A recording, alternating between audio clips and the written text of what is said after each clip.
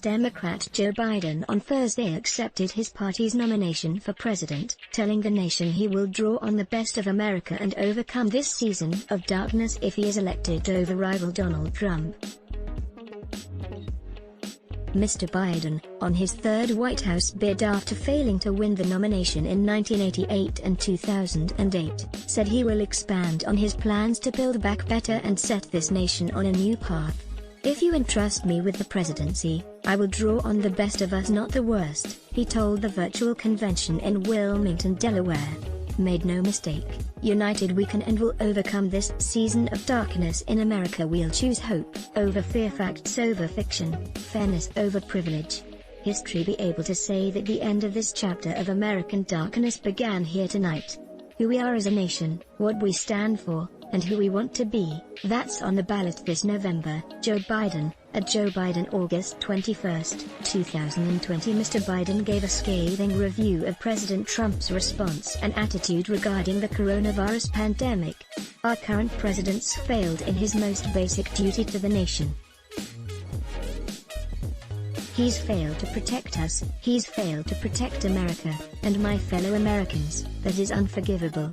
I understand something this president hasn't from the beginning.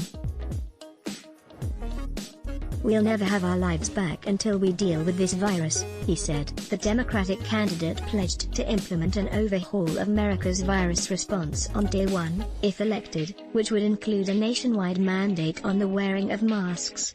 "We'll take the muzzle off our experts so the public gets the information they need and deserve. Honest, unvarnished truth," he added. Mr. Biden promised to rebuild the American economy, protecting Social Security and Medicare programs while tackling the existential threat of climate change. He also pledged to help heal America's deep racial divisions that came to the fore after the death of George Floyd. "History has thrust one more urgent task on us. Will we be the generation that finally wipes out the stain of racism from our national character? I believe we're up to it. I believe we're ready," Mr. Biden said. "American history tells us that it's been in our darkest moments that we made our greatest progress. American carnage because of the coronavirus pandemic." Mr. Biden delivered his remarks to an audience consisting of only a few reporters, aides and family. His acceptance speech is the final salvo in a convention that was to have been held in the battleground state of Wisconsin, but ended up being almost entirely virtual because of COVID-19.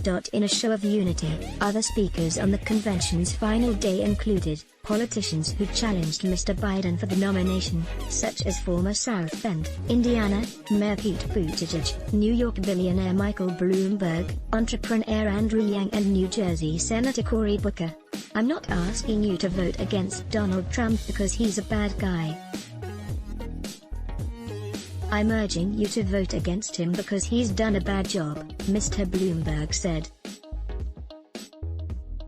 The program offered some light-hearted moments from its moderator, Julia Louis-Dreyfus, who portrayed a U.S. vice president in the comedy television show Veep, and took some digs at both Mr. Trump and Vice President Mike Pence. "When Donald Trump spoke at his inauguration about American carnage, I assumed that was something he was against, not a campaign promise," she said. As Democrats wrapped up their four-day convention, federal prosecutors announced the arrest of Mr. Trump's former top strategist Steve Bannon, and a judge rejected the president's bid to block the release of his financial records to the Manhattan District Attorney. President Trump described Mr. Bannon's arrest as a sad event before traveling to Pennsylvania to deliver remarks to supporters in the town of Old Forge near Mr. Biden's birthplace of Scranton. Watch, Donald Trump says Steve Bannon arrest was sad, didn't know about it. 0 o'clock.